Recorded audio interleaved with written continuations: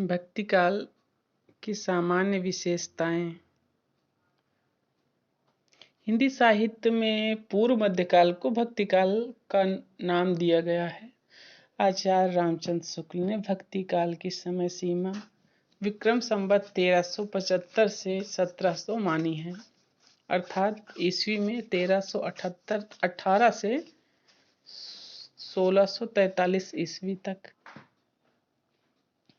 इस काल के प्रमुख कवि कबीरदास, तुलसीदास, मलिक मोहम्मद जायसी व सूरदास जी हैं। भक्ति काल को यदि हम मोटे रूप में देखें तो इसकी दो शाखाएं हैं, दो धाराएं हैं प्रमुख रूप से। पहली धारा है निर्गुण मार्गी धारा और दूसरी है सगुण मार्गी धारा।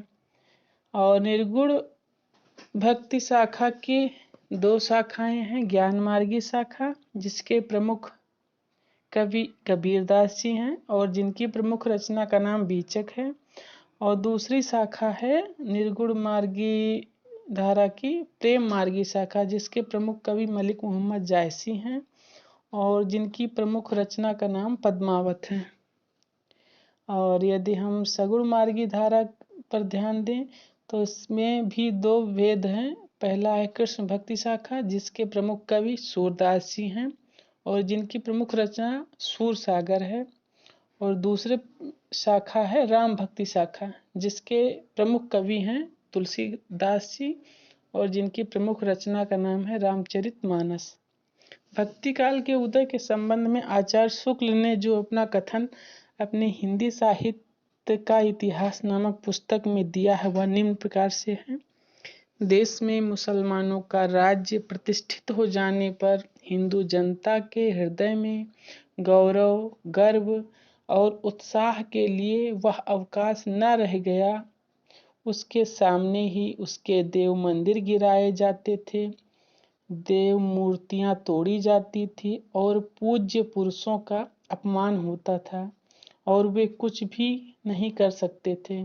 ऐसी दशा में अपनी वीरता के गीत न तो वे गा ही सकते थे और न बिना लज्जित हुए सुन ही सकते थे। आगे चलकर जब मुस्लिम साम्राज्य दूर तक स्थापित हो गया तब परस्पर लड़ने वाले स्वतंत्र राज्य भी नहीं रह गए। इतने भारी राजनीतिक उलटफेर के पीछे हिंदू जन समुदाय पर उदासी सी छाई रही। अपने पौरुष से हताश जाति के लिए भगवान की शक्ति और करुणा की ओर ध्यान ले जाने के अतिरिक्त दूसरा मार्ग ही क्या था। भक्ति आंदोलन के उदय के संबंध में आचार्य हजारी प्रसाद द्विवेदी का जो मत है वह निम्न प्रकार से है। आचार्य हजारी प्रसाद द्विवेदी जी ने आचार्य शुक्ल की मान्यता भक्ति आंदोलन हताश हिंदू जाति की अभिव्यक्ति थी का खंडन करते हुए अपने दो मत दिए हैं। पहला, यदि भक्ति आंदोलन मुस्लिम आक्रमणकारियों के भय उपरांत उपजना था तो उसे सर्वप्रथम उत्तर भारत में प्रस्फुटन होना चाहिए था, क्योंकि मुस्लिम आक्रमणकारी जब भारत में प्रवेश किए तो वे सिंध प्रांत उत्तरी भारत की सीमा से ही भारत के अंदर प्रवेश किए थे, जबकि यह दक्षिण भारत में उदय हुआ। और दूसरा जो मत देते हैं वह यह है कि भारत की धरती पर आने से पूर्व इस्लाम के भारत की धरती पर आने से पूर्व ही 7वीं-8वीं सदी में दक्षिण के वैष्णव भक्तों में भक्ति अपने पूर्ण वैभव के साथ विद्यमान थी। और एक अन्य कथन है, इनका जो प्रमुख कथन है यह है कि मैं इस्लाम के महत्व को भूल नहीं रहा हूँ, लेकिन जोर देकर कहना चाहता हूँ कि अगर इस्लाम न आया होता तो भी साहित्य का 12 आना वैसा ही होता जैसा आज है।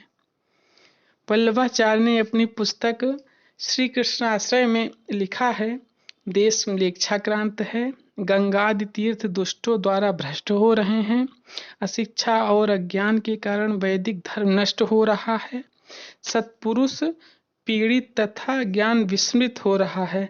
ऐसी स्थिति में एकमात्र कृष्ण आश्रय में ही जीवन का कल्याण है।